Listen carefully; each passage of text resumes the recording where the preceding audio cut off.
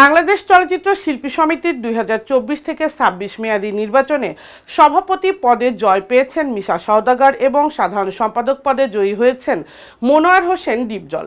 শনিবার সকালে শিল্পী সমিতির নির্বাচনের ফল ঘোষণা করেন প্রধান নির্বাচন কমিশনার খোরশেদ আলম খসরু। তবে এ নির্বাচনে বহুল আলোচিত সাধারণ সম্পাদক পদে ডিপজলের কাছে মাত্র 16 ভোটের ব্যবধানে হেরে গিয়েছেন চিত্রনায়িকা নিপুণ আক্তার। তবে এ বিষয় নিয়ে হতাশ নন অভিনেত্রী।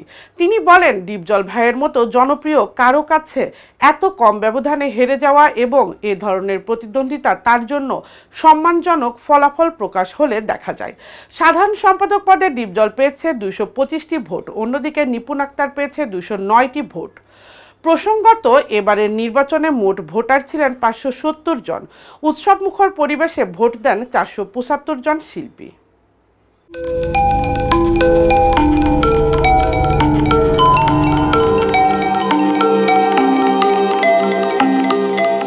টেন টিভি, দেশ ও দশের কথা বলে।